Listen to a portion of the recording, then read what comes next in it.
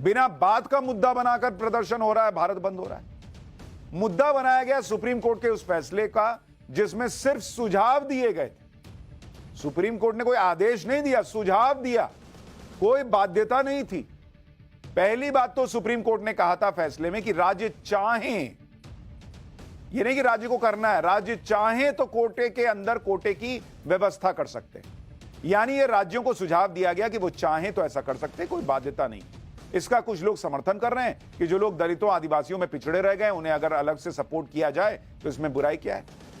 लेकिन कुछ लोगों ने इसे ऐसा ट्विस्ट दे दिया जैसे आरक्षण पर ही संकट आ गया है। दूसरी बात सुप्रीम कोर्ट ने क्रीमी लेयर को लेकर कही थी कि जो लोग आरक्षण का लाभ लेकर संपन्न हो चुके हैं या कई पीढ़ियों के बाद आज की पीढ़ी ज्यादा सशक्त है, बड़ी बड़ी नौकरी कर रही है, बड़े बड़े पदों पर हैं, उन्हें दूसरों को भी हक देने की जरूरत है। इसलिए सुप्रीम कोर्ट ने क्रीमी लेयर की बात कही। लेकिन यह भी एक सुझाव था जिस पर सरकार ने भी क्लियर कर दिया था कि क्रीमी लेयर का कोई प्रावधान अनुसूचित जाति और जनजाति के आरक्षण में लागू ही नहीं होगा। अच्छा, यह भी ध्यान रखिए कि प्रधानमंत्री नरेंद्र मोदी पहले ही दलित सांसदों से मिले, उनकी चिंताओं को सुना, उसके बाद कैबिनेट मीटिंग हुई और यह क्लियर कर दिया गया था कि क्रीमी लेयर का फैसला लागू ही नहीं होगा। और यह सब भारत बंद से बहुत पहले हो चुका है। 9 अगस्त को इस मुद्दे पर बीजेपी के 60 से 70 सांसद पीएम मोदी से मिले थे, उन्हें ज्ञापन सौंपा था। पीएम मोदी ने सांसदों से कहा था कि एससी एसटी में क्रीमी लेयर यानी सब क्लासिफिकेशन का प्रोविजन लागू नहीं होगा। कैबिनेट की बैठक में भी यह फैसला हो चुका है कि सुप्रीम कोर्ट के सुझाव को लागू नहीं किया जाएगा। कैबिनेट में इस मुद्दे पर काफी चर्चा के बाद मोदी सरकार ने ऐलान किया था कि संविधान के अनुसार एससी एसटी आरक्षण में क्रीमी लेयर का कोई प्रावधान नहीं है और संविधान के अनुसार ही एससी एसटी आरक्षण की व्यवस्था होगी।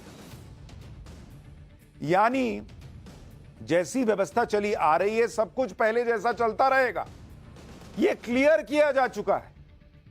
फिर भी भारत बंद किस बात का बॉस? एक बार सुनिए कैबिनेट के फैसले पर केंद्रीय मंत्री अश्विनी वैष्णव ने क्या कहा था। बाबा साहेब अंबेडकर जी के संविधान के अनुसार एससी और एसटी के रिजर्वेशन में क्रीमी लेयर का कोई प्रावधान नहीं है।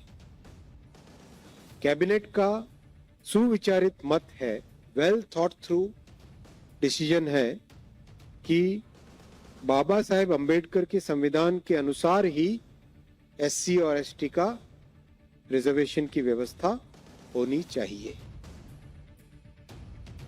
यानी क्रीमी लेयर तो लागू नहीं होगा, यह पहले से क्लियर हो चुका था। लेकिन जहां तक कोटे के अंदर कोटा की व्यवस्था लाने की बात हुई थी उसमें कुछ लोग समर्थन कर रहे हैं और कुछ लोग विरोध कर रहे हैं।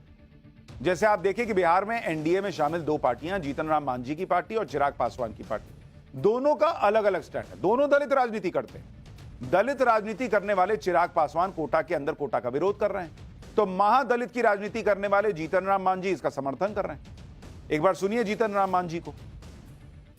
भारत बंद का जो आह्वान जो लोग किए हैं तो ये सब स्वार्थी तत्व हैं। स्वार्थी तत्व इसलिए मैं कहता हूँ कि वो मेरे भाई हैं, बड़े भाई हैं। छोटे भाई की प्रगति नहीं हो ऐसा चाह करके वो चाहते हैं कि 100 में 100 का लाभ हम ले लें। भारत बंद है और मैं इस समाज से आने वाले लोगों की भावना के साथ अपने आप को भी हम लोग जोड़कर देखते हैं। मेरी पार्टी का भी समर्थन इसको लेकर है। अब भले ही कोटे के अंदर कोटा वाली व्यवस्था को लेकर बहस हो रही है, लेकिन यह भी तो एक सुझाव ही था जिसमें राज्यों को अधिकार दिया गया कि वो चाहें तो ऐसा वर्गीकरण कर सकते हैं। लेकिन बॉस, जब मोदी सरकार ऑलरेडी क्लियर कर चुकी कि पुरानी ही व्यवस्था चलती रहेगी तो कौन बात का भारत बंद हो रहा है भाई? बीजेपी के राज्य भी पुरानी व्यवस्था ही पर चलेंगे। जब नरेंद्र मोदी कह रहे हैं, केंद्र सरकार कह रही है कि नहीं बदलेंगे कुछ, तो बीजेपी शासित राज्य कैसे बदल देंगे? इंडी गठबंधन तो विरोधी कर रहा है तो उसके राज्य में लागू ही नहीं होगा।